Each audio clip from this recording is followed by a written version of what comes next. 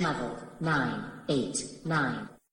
Welcome to a 989 on Health Extra. These quick supplements should help ease any withdrawal symptoms you may experience while waiting for our next full episode.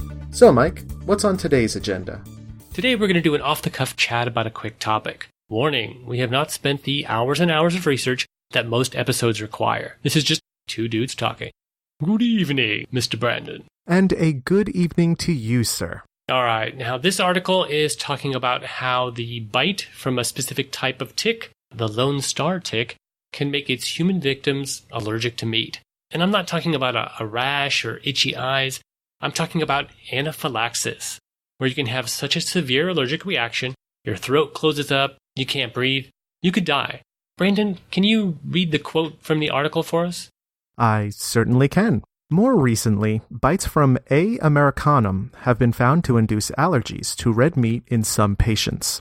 IgE antibodies directed against galactose alpha 1,3 galactose, also known as alpha-gal, have been implicated as the cause of this reaction. These antibodies cause delayed onset anaphylaxis occurring 3 to 6 hours after ingestion of red meat. Tick bites appear to be the most important and perhaps the only cause of IgE antibodies to alpha-gal in the United States. So basically, this tick bites you and then you can't eat meat anymore. Is that basically it? That pretty much does cover it. What will generally be the case is the reaction is stronger to red meat.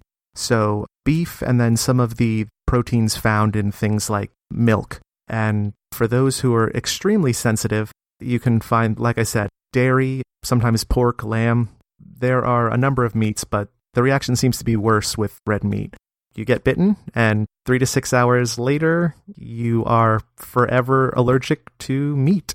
Your body builds up these IgE antibodies, which is how your immune system responds to foreign invaders.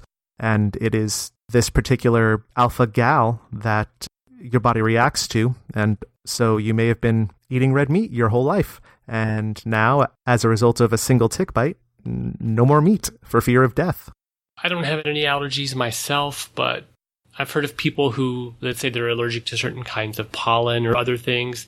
They can go to a doctor on a regular basis and get a series of shots that kind of desensitize them from their allergen. Is there any hope? Maybe I just love steak.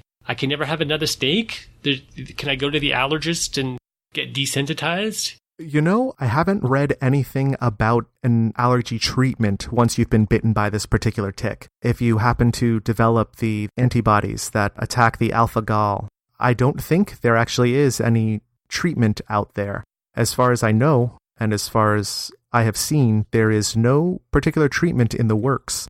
It isn't something that you can go and kind of get immunized against or get regular small injections and kind of elicit less and less of an immune response every time you introduce some of these foreign antigens. It is much more like kind of an on-off sort of situation as far as I can tell, which is very sad because there are some people who absolutely adore being able to eat meat. I can't imagine just literally tomorrow waking up and now I have to go from being okay eating a nice steak to absolutely no meat at all, or it could kill you. I can't even imagine for patients who have had things like a heart valve replacement.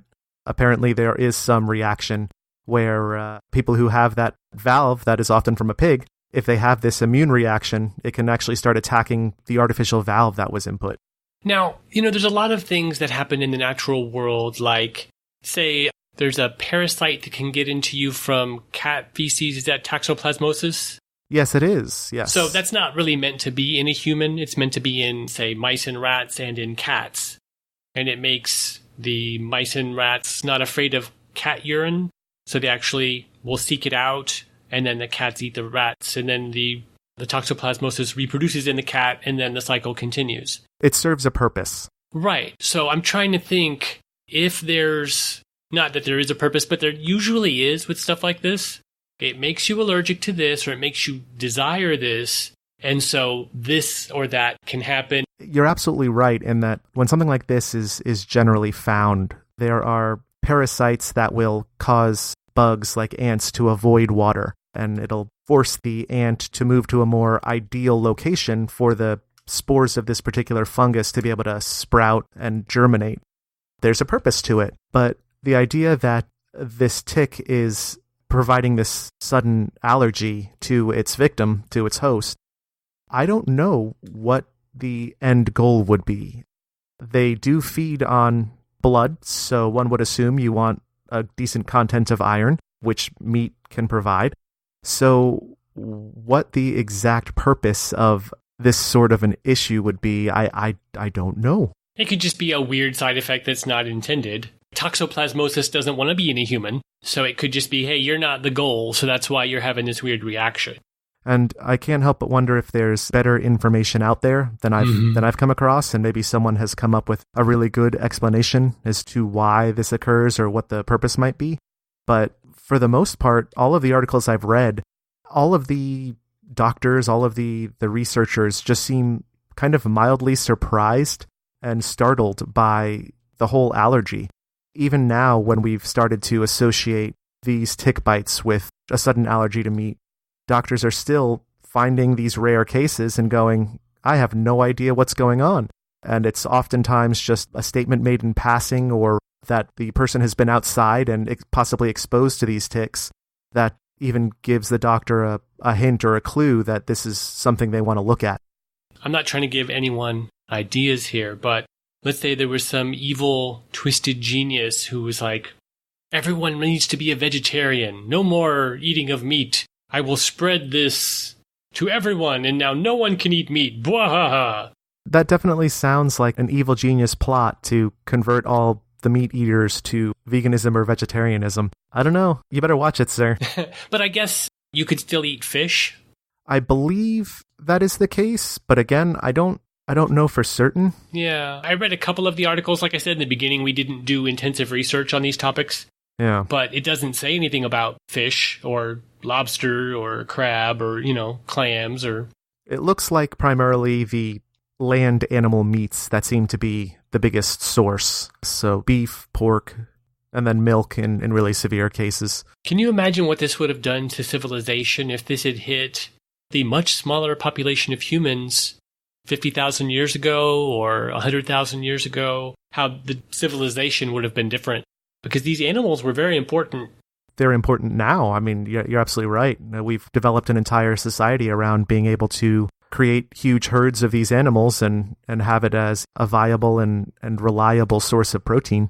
So if our early ancestors had suddenly all been unable to eat meat, how would our gathering and our farming practices have changed? It's probably be pretty significant. You think the ocean is in a bad state for fish now? If none of us could eat meat, it'd be even worse. I'd like to pretend that we would have found alternate sources of plant proteins or earlier farming of domestic fish. Yeah, bigger fish farms. I don't know. Or maybe the insect eating would have had to become a thing in more parts of the world. It's still going to be a thing. It's going to happen. I'm convinced. Can I eat crickets if I'm allergic to beef, pork, and lamb? Are you going to submit yourself to this particular antigen, this antibody? No, in part because I don't know what the other effects might be. Especially long term, who knows what the other problems would be from this particular issue. So hopefully people who are like, I want to be a vegetarian, but it's just so hard because I love beef so much. I'll go get bit by this tick. I wouldn't recommend it. Yeah, probably not a great idea. Anything else on the Lone Star tick?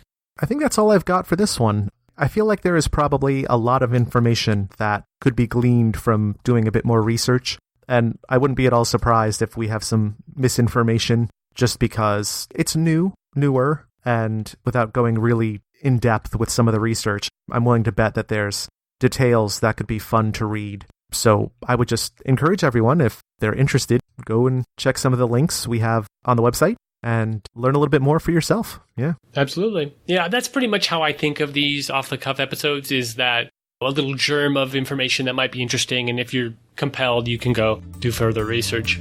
That's all for now. You can find links to read more about today's topics at level989.com. Why not take a moment to rate or review us in iTunes, or give us a mention on social media? We can't help everyone if they don't know we exist. Don't rely on us as an alternative to medical advice from a professional healthcare provider. For the full disclaimer, please see our website. Thanks for listening, and now, go health yourself.